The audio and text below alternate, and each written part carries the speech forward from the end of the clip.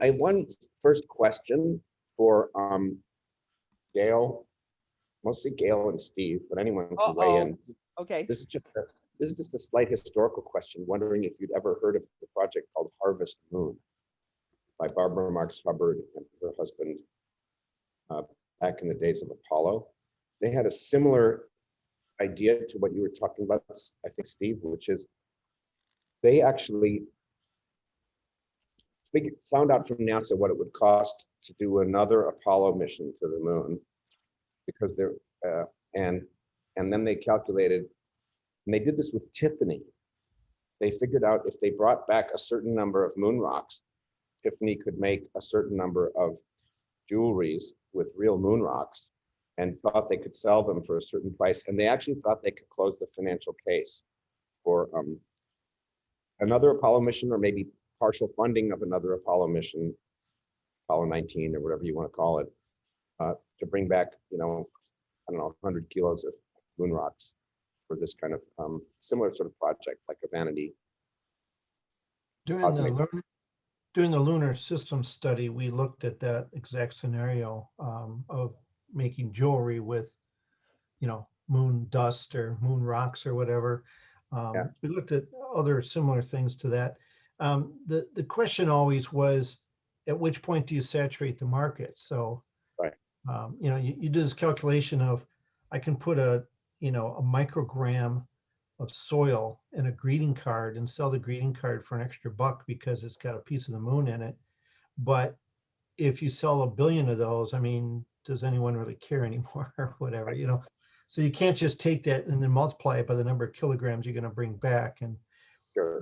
Well, this is also a problem. This is also a problem with a lot of these asteroid mining schemes, where they're like, oh, we can go get this asteroid and it's like made of platinum and iridium, and it weighs more than the known reserves. And we'll sell it all at the going rate for platinum and iridium. And it's like, no, you won't. You'll completely crash the market. It'll be, worth as valuable as copper or iron. Better to use the asteroid material out in space to make things that are going to stay in space, rather than to try and import it to the planet. Sure. Right. That's probably true, although that's a whole nother discussion. So here's where I sit, and here's my question, right? Yeah. Which I'm sort of alluding to now, and this is sort of the thing which dispirits me some ways about the space business. There's a number of markets that are currently profitable that involve space.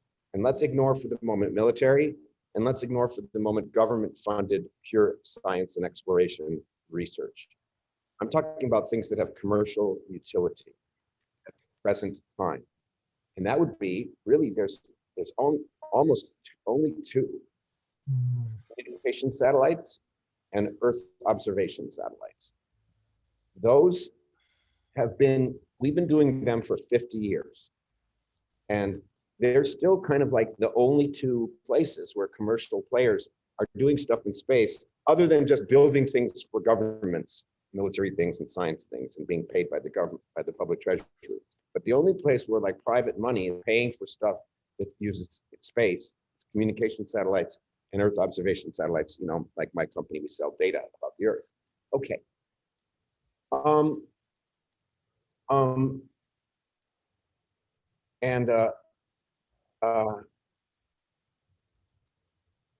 boy, It's going to change.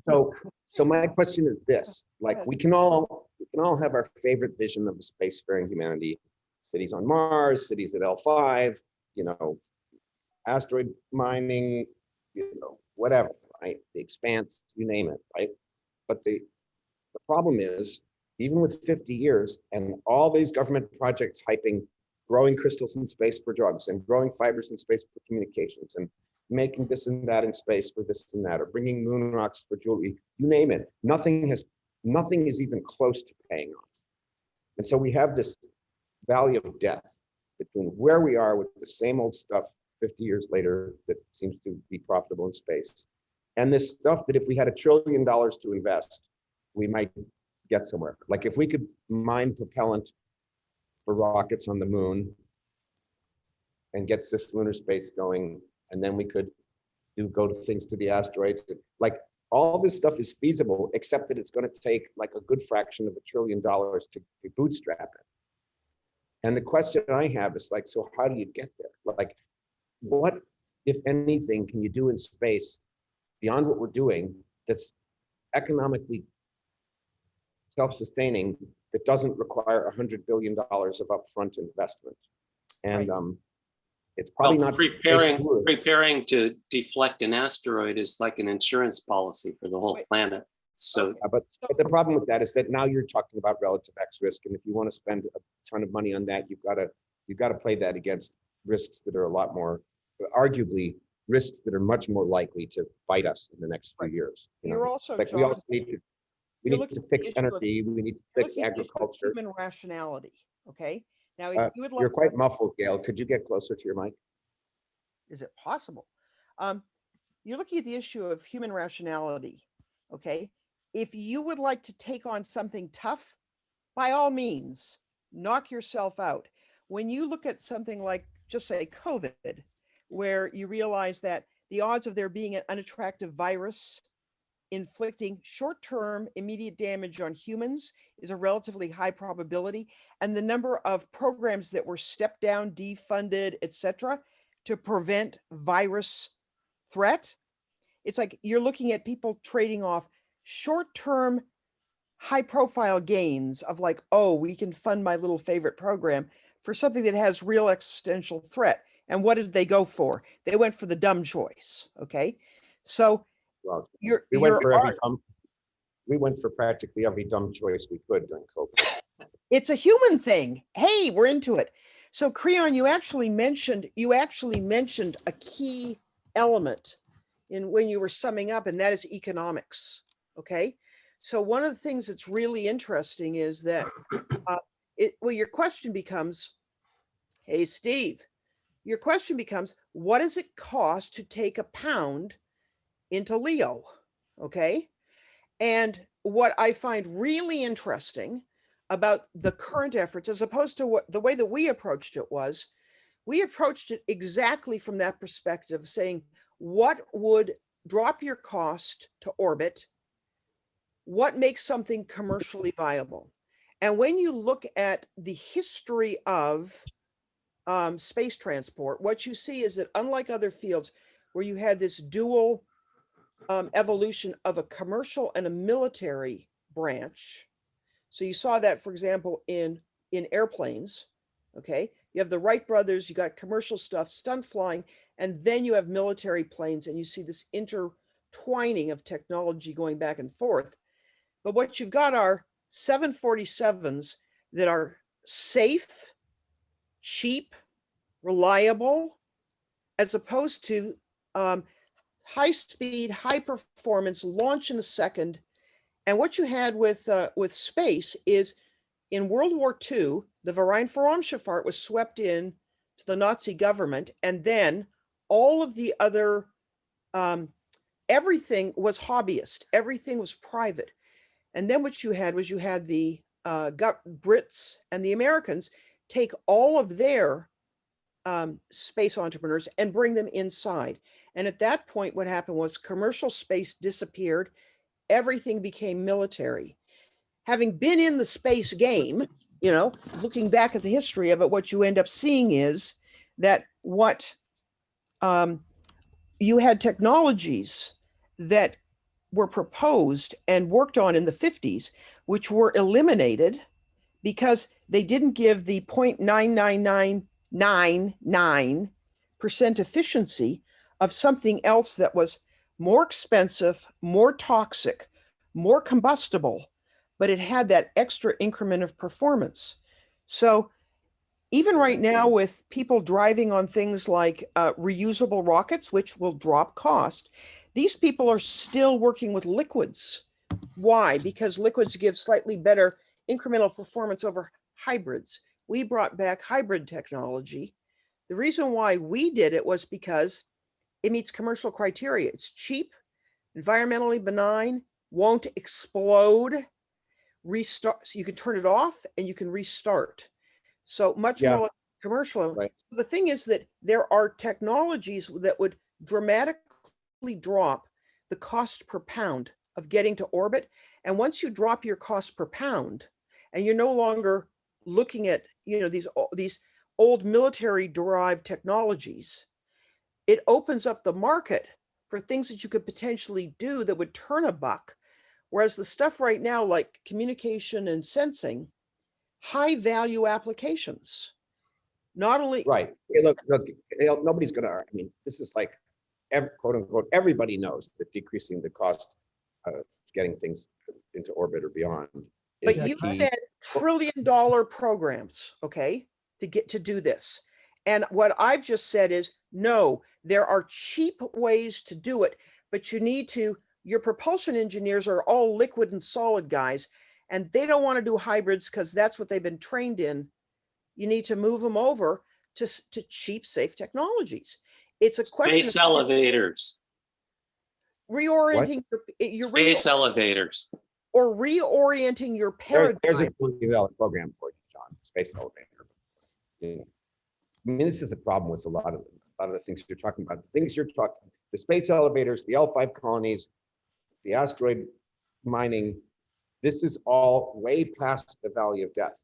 The stuff that Gail is talking about is actually a bridge to get there. So you don't have a bridge to a space elevator. How do we start? How do we go the first 10% towards the space elevator and the second 10%? And how do we get a return on investment on that, even in like a 10 or 20-year time horizon? Because we know how to price that sort of future value.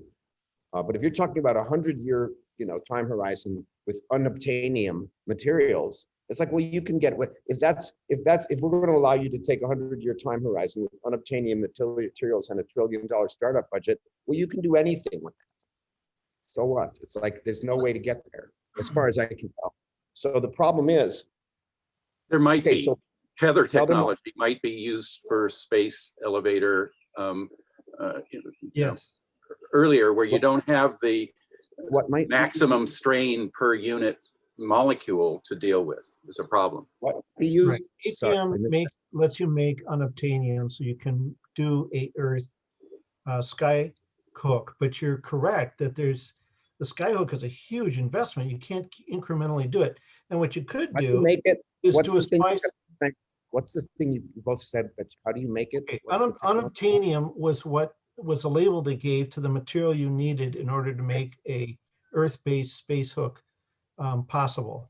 And when Drexler came up with APM and showed the capabilities of a diamondoid, in particular, like a honeycomb kind of structure diamondoid, it finally met the parameters you needed for unobtainium. So APM will let you build an Earth-based space hook, but you're What's right that APM? you can't incrementally do it. What you could do is do a space hook on the moon, which is much easier to do, But and then everything's that proves it. okay. Yeah, but that's okay. Look, sorry, you got to cut you off. First of all, what's APM? Atomically precise manufacturing. Yeah, but see, that's like it's that's okay. But look, that's I just know. replacing one magic with another. I agree. I'm just saying, someone brought up unobtainium, and I just wanted to clarify what that was. But one of the things that came out of the lunar system study, when we looked at all these things and how do we decrease, is that every program, whether it be solar power satellites, which by the way is a huge potential market, but whether it be solar power satellites or moon base or L5 colonies or any of these things, they all were almost completely linear multipliers of the launch cost. It didn't matter if you were getting material from the moon, you still had to launch the stuff that would get the material from the moon, and that was still launch cost. So SpaceX, I mean, after decades of NASA not decreasing, the cost in the shuttle per kilogram was identical to what it was 20, 30 years earlier than that. They made no progress in decreasing costs because they had no motivation to do so. I mean, it's government. But SpaceX has cut the cost like tenfold, and they're going to cut it another tenfold. So suddenly this $1 trillion program becomes a $100 billion program, Right. or So $10 billion program. let's discuss this for a moment then, because you're making claims.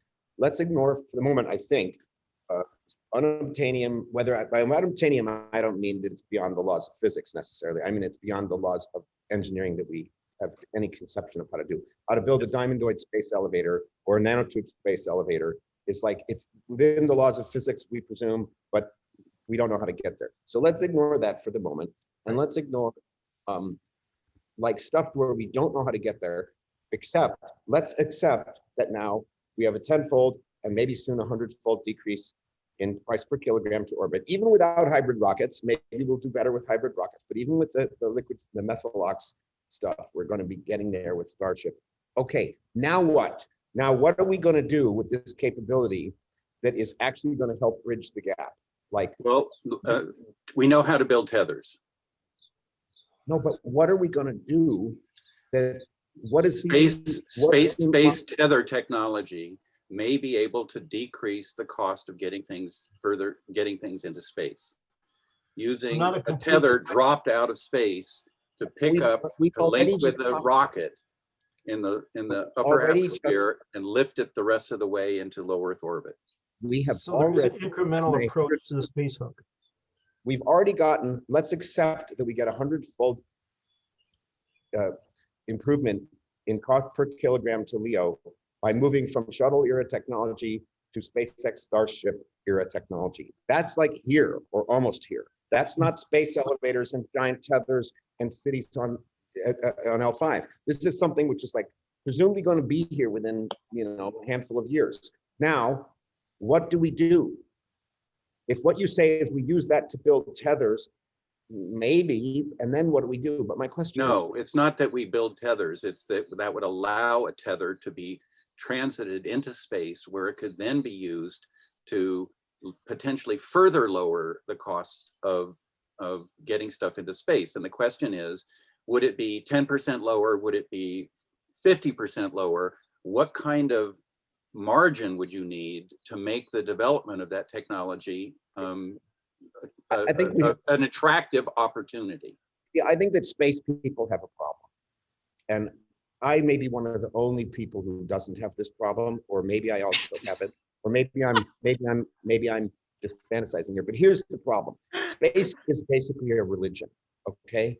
And people have their vision of what they want to have happening in space. They want to have stuff happening in space. And then they're like, space is the answer. Now, what's the question? And my question is, what's the question? It's like people have this religious goal. They want people living on Mars or at L5, or they want solar power satellites, or they want, you know, tethers and space elevators. And it's like, yes, yes. And so therefore, it's like the technology is the goal. My question is, what is the actual goal that we can achieve? If we cannot take a step across this divide and make something that is economically self-sustaining using a 100-fold decrease in launch costs, which is what's upon us, if we do not have a new thing to do that will generate money besides ComSats and Earth observation sats, it's like, what are we going to do with this 100-fold decrease in launch costs? Because another 50% decrease using a giant tether investment seems to me to be like too little play. I've got three that I can name. Okay. All right. And I'll start with the one that's probably the least large of a market, but space tourism. There are people that want to just go into space, and there's quite a market for that. And that market's not going to disappear. It might with environmental concerns. It could be shut down politically. Well, Or it could be shut down the first. But go ahead. You keep. It could be shut Go down ahead. the first. It could be shut down the first time, you know, one of these companies loses a rocket full of people. The second one is, and especially it's ironically because of the communication satellites, the Starlink is just polluting our ability to use telescopes from the Earth's surface now.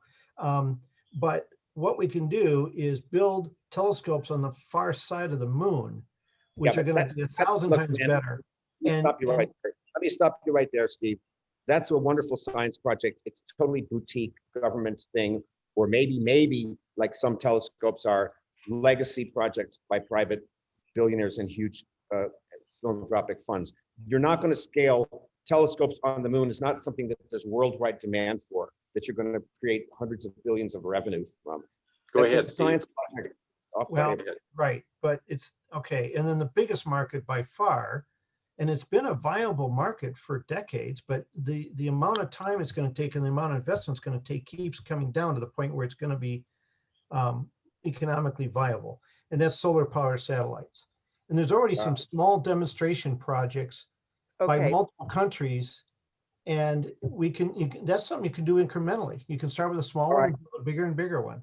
We can have that. Actually, you need a certain minimal size rectangle for that. Right. Yeah, right. so it's not like a low, No, but you I don't I have to appreciate, put I appreciate the constellation sentiment. right away. I okay, appreciate so it's been a while since I followed the economics and followed the business segments. So I would ask, so there's one place where it's for sure, and then the other place where there's a question. Let me do the question first. And that is, yeah, there have been a series of experiments that have been done in terms of things like, metals formation, crystal growing in space. You have to ask whether any of these have, I have not followed this. So this is where I'm asking. It's like, have any of these panned out where what you're saying is, look, you need a prolonged zero-G microgravity environment to do X, as opposed to do it on a sounding rocket or whatever.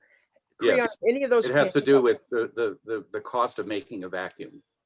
No, Okay. it does not. Well, but It has to do with the fact that doing anything in space is 10,000 times more expensive than doing the same thing on Earth, if it can be done on Earth.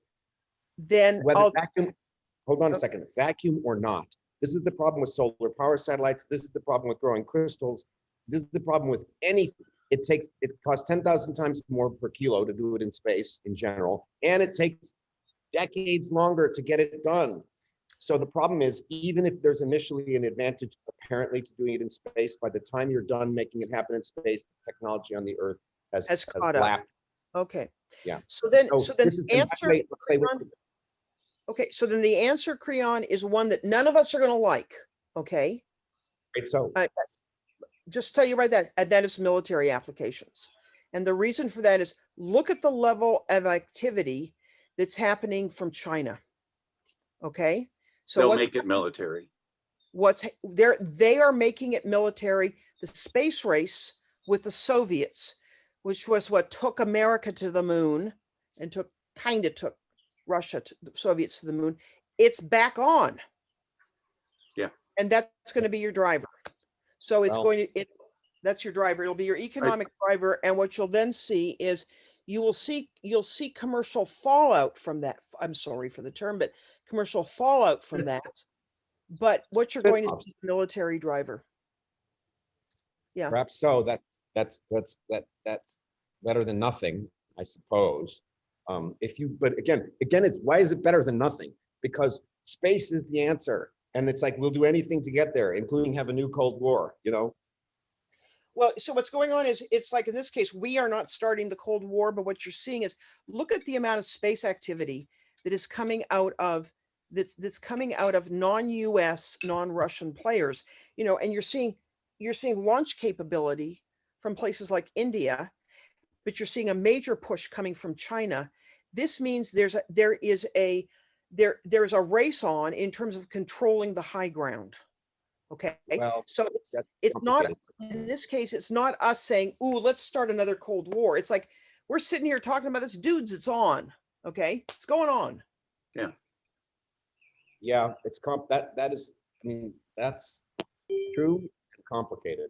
And reality. Yeah. And it's Well, not something that we have any way of addressing other than through competition. well, I I would wouldn't go that comment far. if I could. Sure. So when the gold rush happened in California and other gold rush, Alaska and other ones, for the most part, it was not the miners that made money, the speculators, the prospectors. It was the guy who, through foresight or luck, had the store there with pickaxes and other tools. Or more to the point, Levi's, blue jeans. Like it's a giant company that started selling clothing to the gold rush guys. Okay, right. So one of the things we came up in a little lunar system study, and this is a bit of a house of cards, so I'll qualify it in a minute. But the idea of our business model is we're going to supply liquid oxygen to anyone who needs fuel, or liquid hydrogen, or both. And these sorts of things where you're your business model is supplying infrastructure for everybody else.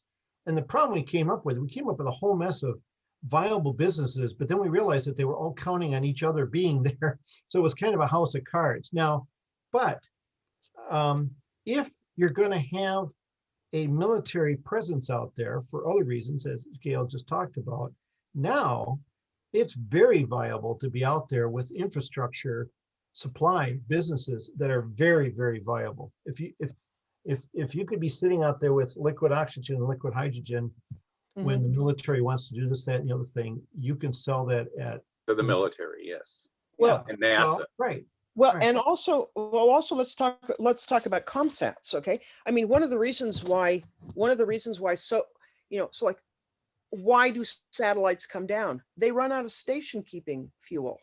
Okay, now granted, if what you could do is resupply while in orbit, then you extend the life of that asset.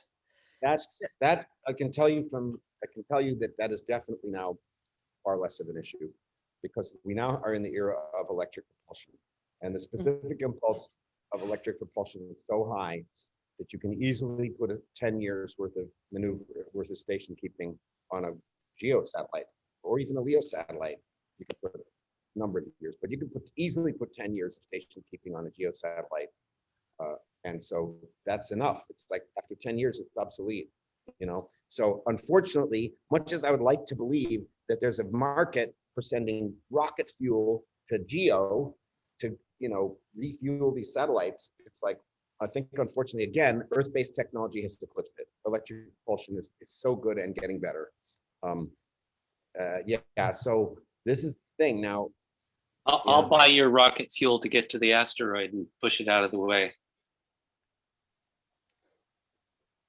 It's a different topic, but I want to briefly bring up an idea about the changing the asteroids, either because you want to nudge one over near Earth orbit or L5 or whatever, so you can harvest it, or because it's heading for Earth and you want to move it so it isn't. And I'm thinking about writing a science fiction story on this, but you never know for sure. So you have this asteroid that in 3 more orbits around the sun has a 43% chance it's going to hit the Earth. And someone proposes, well, let's nudge it so it doesn't. But it turns out that there's a possibility nudging it is going to increase the probability, because you don't know for sure what the trajectory is. And I could see people up in arms about, don't budget because you might do it wrong, and we just end up with paralysis by analysis or something. Or if you're trying to nudge it to harvest it, you're going to have people saying no, because if you slip slightly, you're going to destroy the Earth instead. So Well, that's you could probably- Well, I think that problem could be solved by better modeling.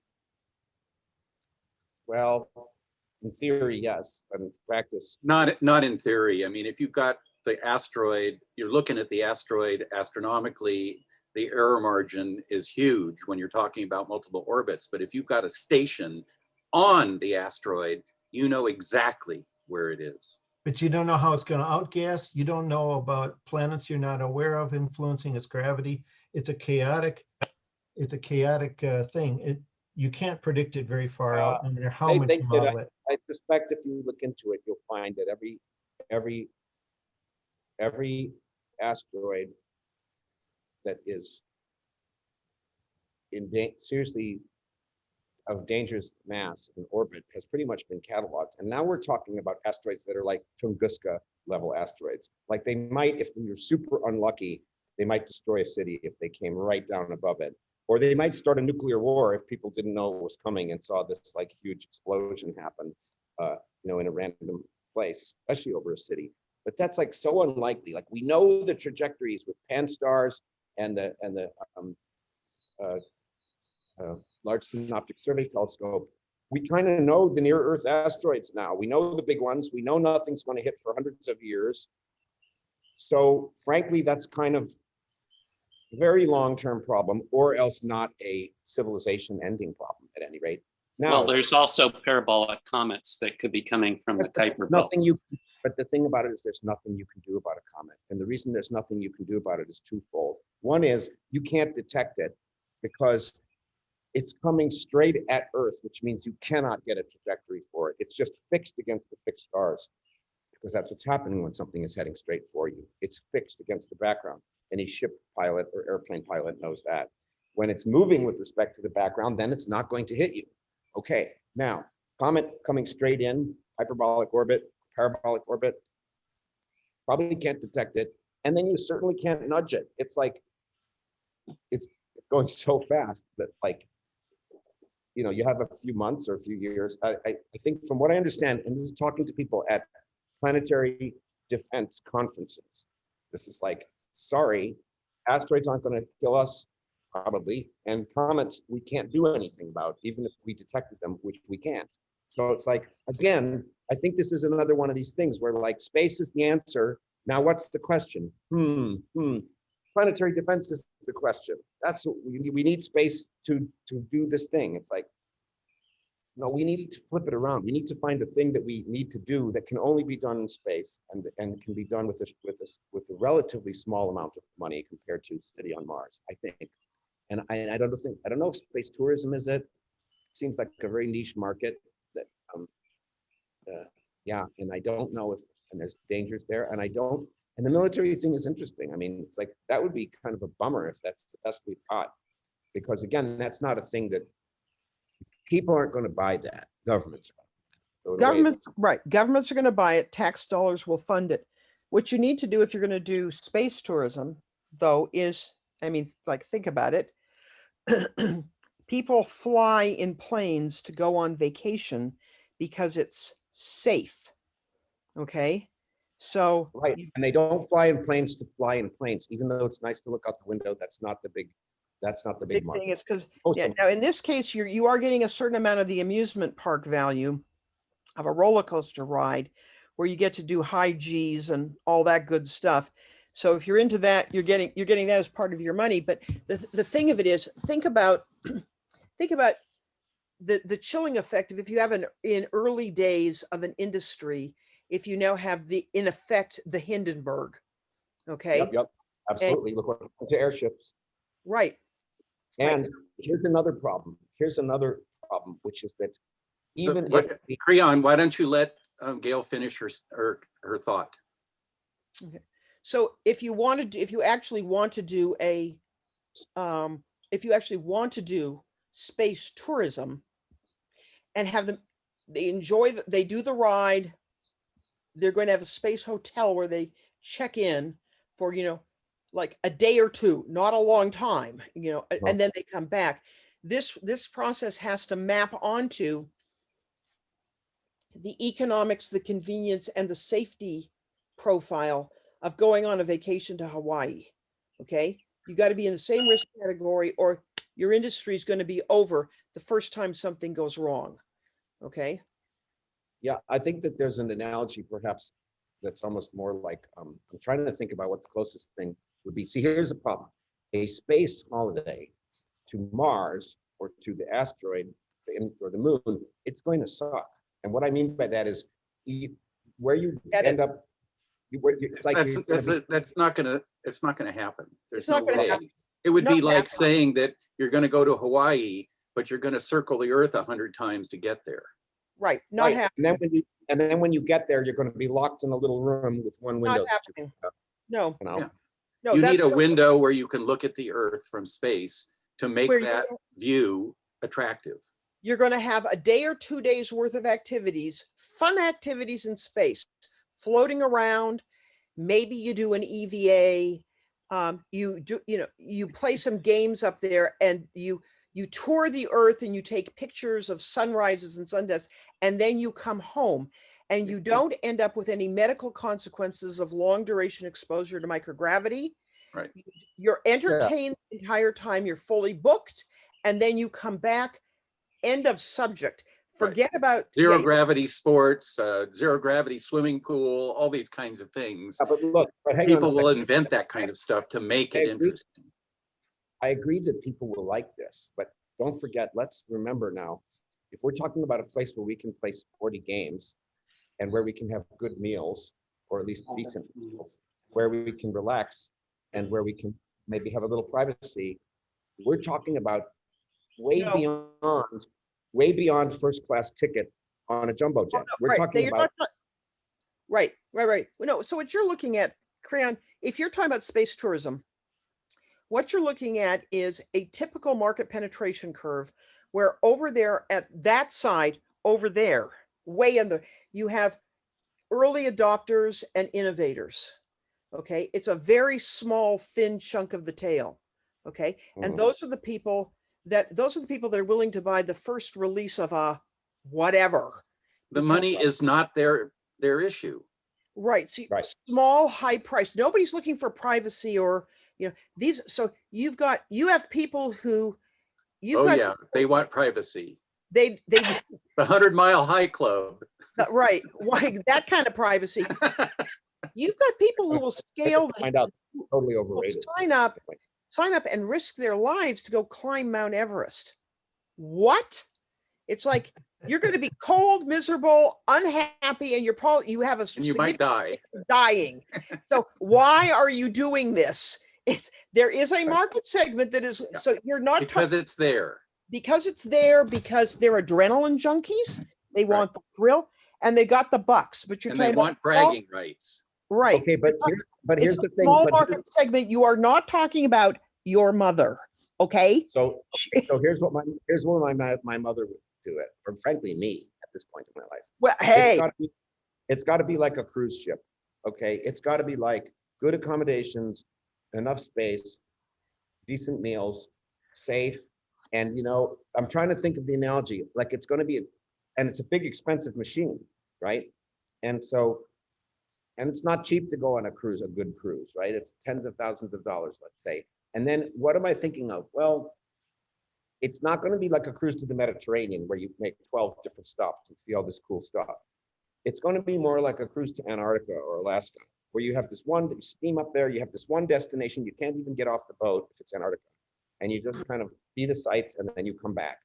Now there's a space tourism model that would have mass appeal, but it can't cost 100 times more than a cruise to Antarctica, or it's like a non-starter. No, it certainly can. okay. So, excuse me. So Creon, at this stage of the game, what we're now talking about is we're understanding markets and market segmentation. To fly on a Zeppelin, okay, like the Graf Zeppelin or the Hindenburg, to fly across the Atlantic cost the amount of a full year's salary for the average American worker. So this means that back then in the 30s, you had a, and what were they? And they were in these little tiny windowless cabins, okay, that were everything had to be super lightweight. So no frills, okay? So you had a market in the 1930s where people would pay the equivalent of an annual salary in order to take one of these puppies across the Atlantic. And some of it was no doubt because, your alternative was taking a ship at that stage of the game. You weren't getting transatlantic flights, and it was smooth and it was cool. So you're talking about a market segment. You need to end up running the numbers and doing the analysis, seeing whether there is enough traffic, okay, at that ticket price that's 100 times more than going to Antarctica. And I know people who've done the vacation to Antarctica, okay? So yeah, I know these types, but to justify, you got to run the numbers and see whether or not that justifies your early days in this industry. As the industry goes along, okay, and your space habitat gets larger, okay, and more deluxe, or let's call it more conventional, where you're not in those really rugged camping conditions like the early high risk takers are, it'll get more like the point where it'll be like taking a cruise to, the Mediterranean or wherever. The price will come down and the amenities will go up. So the question is, as you model this market, you just have to see whether there's adequate demand. Now, to support the venture and getting yourself rolling during your early years. It's not. Well, the Hindenburg analogy is a good one. Let's remember that the people who traveled, the people who spent the average annual salary on a transatlantic ticket were in general not the people making that average salary. They were probably making 10 to 100 times more. Totally. So this is like, okay, so by the way, so the buzzwords that are lacking here is there is nothing about equity involved in this. Okay. You're not asking yourself, how do I get a steel worker, from, or the Rust Belt zone who's, or has somebody living on Social Security, how do I get them to afford this ticket? No, you're not. But what you're talking about, Creon, is the question of how do you get penetration and expansion of the space market, given that, as you were saying, what's happened is the things that are working so far are the high value applications. How do you expand the market space with things that are not giving you a return like a ComSat is? Okay, so are you doing And broad even, market? You're looking even for points of market even, entry. even ComSat companies run out of business, Well, right. It's I'm gonna sorry. be- I date myself. Okay.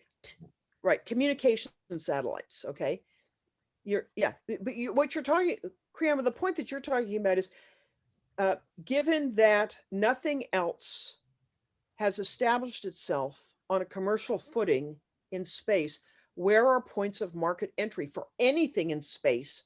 It just seems to me that it would be absolutely shocking and disappointing, but maybe true, that a 100-fold decrease in cost of kilogram to LEO, which we are witnessing in our lifetimes, does not open up some amazing new market, because we're all been said that it requires cheaper space launch. And for God's sakes, this is an order of magnitude or two cheaper space launch. If that doesn't open up some lucrative new market that'll pay off in, say, the 10, 15-year time frame, then I don't know. Then I'm kind of like very disappointed. Right. Well, the fact is that supply and demand curves are actually real. Okay. And if you drop the cost of something, you're going to see latent demand emerge, and you're going to see Say's law come into effect. You're going to see creativity on the part of entrepreneurs who are going to come up with something that nobody here has thought of yet, or something is accidentally discovered and they realize, oh, wait, this thing, it's been right under our noses, and it's useful. Yeah. It's the fact that historically nobody's been able to predict emergent technologies much in advance of them actually showing up. And so that idea that we can't say what that's going to be doesn't mean that there isn't going to be something. And I will just tell you a personal experience. So Phil invented the concept of e-commerce, okay? Buying and selling goods and services online, okay? And trying to explain this to people and trying to convince them of it. I cannot tell you what kind of an uphill battle this was. And it was a straight up intelligence test, okay? And 99.999% of the smart people we talked to flunked it, okay? So there's probably something out there, emergent ideas that people have thought of and maybe even floated, and other people have gone, whatever, okay?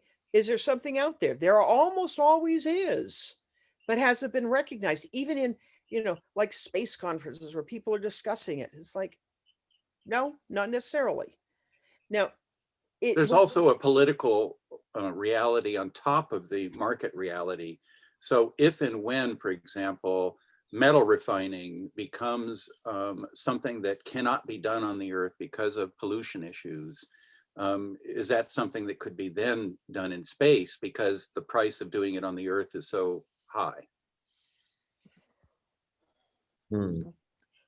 So yeah, Creon, that's I really, will agree. By the way, I will agree with you that I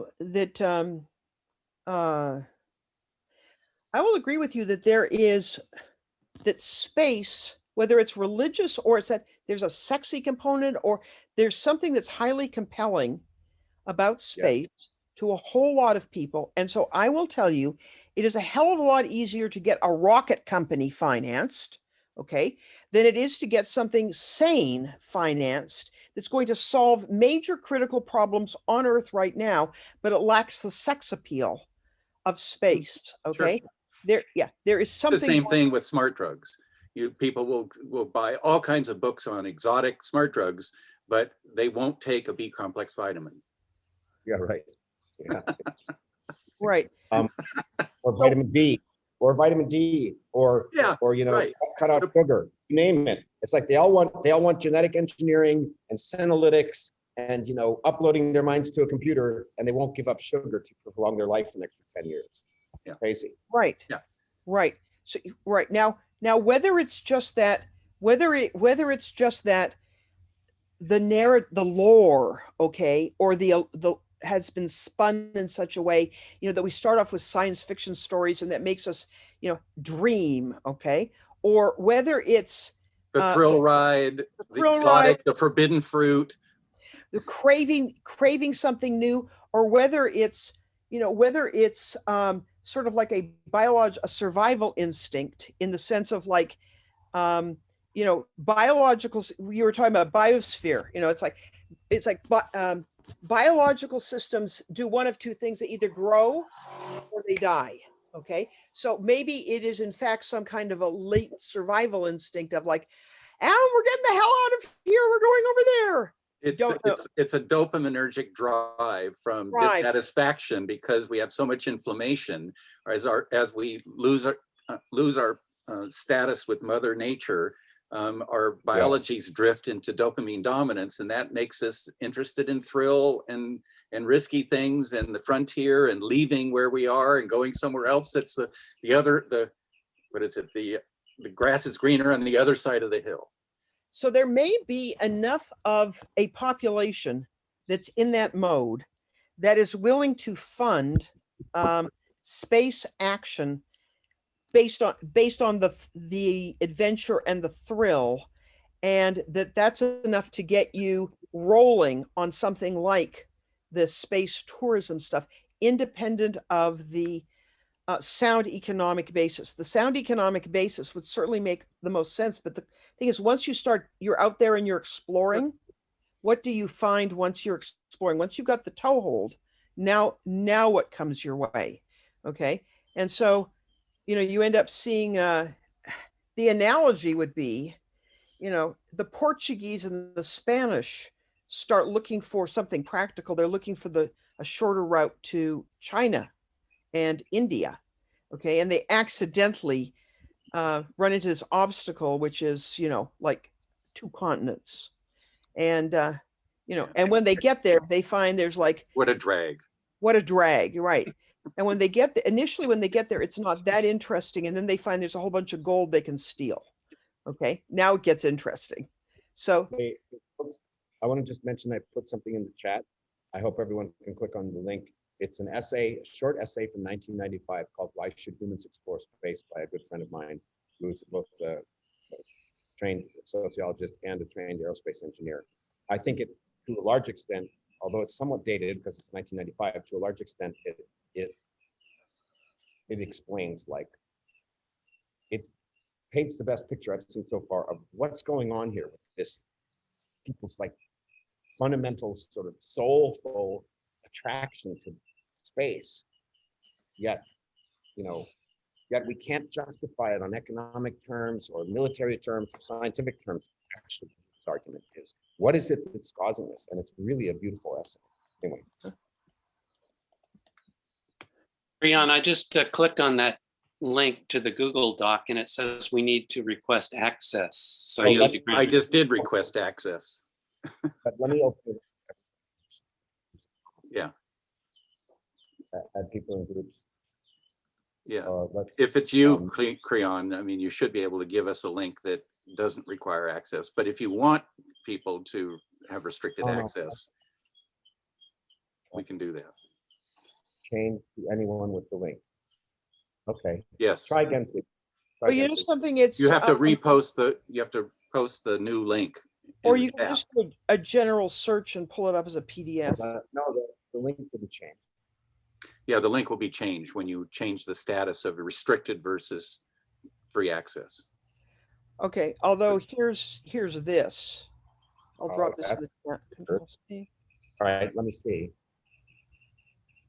Why? So just copy the link, the new link. Yeah, the problem is that no, actually the old link works if you just reload. There you It doesn't, changing it's the permissions. same does thing, not right? change- Oh, Space there it is. Okay, you're right. dimension, there you go. Changing permissions does not change the link. That would be awful. That would mean you request permission and now you can't even find it at all. Anyway, cool. All right, good. Glad we're there with that. That's a great article by a guy who should be in on these discussions, in my opinion. Anyway, let's see, how are we doing on time? And do we want to change the subject? Have we gone, we only, technically we have like another 20 minutes. Do we want to start a new topic? I think it was actually scheduled to end 10 minutes ago, but It was. Right, yeah. All right, should we declare it a success? Does anybody have another subject that they want to bring up? Maybe that's a better way to say. sure, there's plenty of them, but I think anyone we started can, it's just going to take too long. Well, let's summarize then. Let's summarize. We kind of have we think we may have two possible markets which is national, let's say military, national security, whatever we want to call it. And then maybe this sort of incremental space tourism thing where the early adopters pay more and get less, kind of like with electric cars, And Well, those are your near-term economic markets. I'm still insisting that we need to do something to protect against future incomings. yeah, well, we need to do a ton of stuff. Like we need to fix our agriculture and we need to fix our health and we need to fix our crazy societal breakdowns. And once we fixed all that shit, which is going to definitely do us in, or has a good chance of doing us in the next 50 years, we can worry about 100-year and 1,000-year threats from asteroids. That's my opinion. My opinion is if we're going to talk about serious civilizational risks, let's prioritize and fix the ones we can fix that are near-term threats, rather than the ones that we maybe can't fix and may not even be threats at all, or if they are, they're probably long-term, low probability threats. So I'm not disagreeing with you, John. I'm just saying that let's get our priorities straight and not be like, space is the answer. Aha, asteroid impacts is the way to justify it. It's like, if you want to save humanity, we have a ton of shit we have to do that's probably more important than protecting against asteroids, at least for the next 50 years, in my opinion. You feel differently? Explain. I think that we can do more than one thing with our planetary resources. We can protect against pandemics, and we can improve our agriculture, and we can do something about the population explosion, and we can do something about pre-positioning protector rocket ships out there. Okay, well, those are a lot of topics I'd love to argue with you about the population explosion and pandemics, and now's not the time or place. Another time, in another place. It's fun. Let's do this again. Good. Great. Thank you, everybody. It's been lovely. Thanks, Creon, for hosting See it. you next time.